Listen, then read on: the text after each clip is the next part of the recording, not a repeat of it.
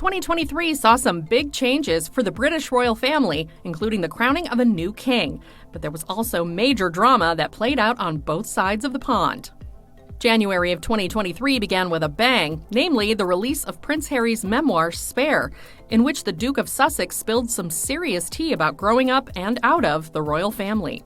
He touched on everything from his past drug use to the aftermath of Princess Diana's death and the breakdown of his bond with his brother, Prince William, all leading up to his and wife Meghan Markle's exit from royal life and the UK altogether. That same month, Harry and William's cousin, Princess Eugenie, announced she was pregnant with baby number 2. In February, Prince William and his wife, Kate Middleton, attended the BAFTAs amid the aftermath of Harry's book release. Later in the month, Harry and Meghan slammed rumors they were planning to sue the series South Park for poking fun at an unnamed royal couple in an episode titled Worldwide Privacy Tour. A spokesperson for Harry and Meghan dismissed any speculation that the couple was considering taking legal action against the animated series, telling E! News at the time, "It's all frankly nonsense, totally baseless, boring reports." But headlines continued to swirl around the couple into March, when they were asked to officially leave their royal residence in the UK. A spokesperson for Harry and Meghan told E! News March 1st, "We can confirm the Duke and Duchess of Sussex have been requested to vacate their residence at Frogmore Cottage." However, that same month, the rep for the pair confirmed that the Duke and Duchess had received, quote, email correspondence from King Charles III's office about the coronation, per the Associated Press.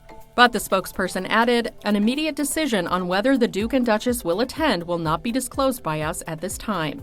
Meghan and Harry's children did receive some royal attention in March. Both Archie and Lilibet had their titles updated on the family's official site, which now read Prince Archie of Sussex and Princess Lilibet of Sussex. In April, it was revealed that Harry would attend the coronation, while Meghan would stay behind in California. The reason? The ceremony fell on the same day as Archie's 4th birthday. And the big moment happened on May 6th. King Charles III, along with his wife Camilla, were crowned king and queen. Of course, Charles officially became king the moment his mother, Queen Elizabeth II, died in September of 2022, so the coronation event was more of a ceremonial thing. And while the stunning crown jewels had everyone in awe, eyes were also on William, Kate, and their children. The new Prince and Princess of Wales were adorned in royal regalia, with Kate sporting a leaf tiara and daughter Charlotte rocking a mini version of her mom's. Prince George had a big role as one of the pages of honor. Meanwhile, youngest kiddo Louis was his expressive self. The little prince tried his best to pay attention, but inevitably started yawning. As for Prince Harry, he was on hand too, as expected, but he was sat several rows behind his brother and his family, in a much less prominent position. Following the coronation, the family greeted the crowd from the balcony at Buckingham Palace. Everyone, that is, except Prince Harry, who was seen booking it to a waiting car. The Duke then headed directly to the airport to fly back to California for Archie's B-Day. Later that same month, Harry and Meghan made headlines yet again for allegedly being involved in a wild car chase. According to a rep for the couple, the pair, along with Meghan's mother, Doria Ragland, were involved in a, quote, near-catastrophic car chase with highly aggressive paparazzi after attending the Ms. Foundation Women of Vision Awards on May 16th in New York City. The couple's children were not with them. The rep told E! News at the time, this relentless pursuit, lasting over 2 hours, resulted in multiple near collisions involving other drivers on the road, pedestrians, and 2 NYPD officers. The spokesperson added, while being a public figure comes with a level of interest from the public, it should never come at the cost of anyone's safety. A week later, the rep addressed claims that the incident was simply a publicity stunt.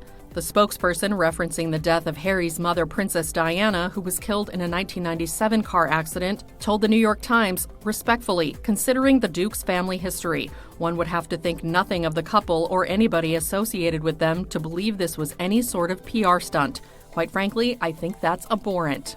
In June, Meghan and Harry did not attend King Charles III's Trooping the Colours celebration, and they officially moved out of Frogmore Cottage. July saw the Prince and Princess of Wales making a surprise visit to an air show with their children. Then Kate presented the men's and women's trophies to the year's Wimbledon winners that month, while Princess Eugenie welcomed her second child with husband Jack Brooksbank. In August, Prince Harry's His Royal Highness title was removed from the royal family's website, 3 years after he and Meghan announced they would take a step back as senior members. Meanwhile, Prince William and Kate Middleton were given a list of new titles, in addition to the Prince and Princess of Wales, amid a reshuffling of military appointments within the family, per The Telegraph citing Buckingham Palace. September, of course, marked the one-year anniversary of Queen Elizabeth II's passing. Prince Harry made a trip to Windsor to visit his grandmother's burial site. Just over a week later, whispers began swirling about the state of Harry's marriage after Meghan was seen without her engagement ring at the 2023 Invictus Games. But a source explained to E! News that the accessory was MIA simply because it was being serviced after the setting came loose. Then in November, British journalist Omid Scobie's follow-up to his best-selling book Finding Freedom was released. Endgame, Inside the Royal Family and the Monarchy's Fight for Survival, dropped November 28th. The book includes several revelations ranging from long-rumored tension within the royal family to allegations that King Charles III wrote letters to Meghan Markle after her 2021 Oprah Winfrey interview. During the broadcast, Meghan said that a member of the royal household had, quote, concerns and conversations about what the skin color of her and Prince Harry's son Archie would be. Scobie's sources said that Charles wrote to Meghan to clarify that any remarks about skin color were not made with ill will or casual prejudice. One royal insider shared in Endgame that the Suits alum told her father-in-law that the situation was an example of lingering unconscious bias and ignorance that should be addressed. Furthermore, the book detailed Harry's alleged fallout with William, with a source telling Scobie that the Prince of Wales thinks his younger brother has been, quote, brainwashed by an army of therapists. Another source who knows the family told Scobie Kate doesn't trust Harry and Meghan anymore as well, quote, after all their interviews. E! News has reached out to Buckingham Palace, Kensington Palace, and reps for Harry and Meghan for comment on the book's allegations, but has not yet heard back. As we head into 2024, we don't expect the royal drama to reach an end anytime soon.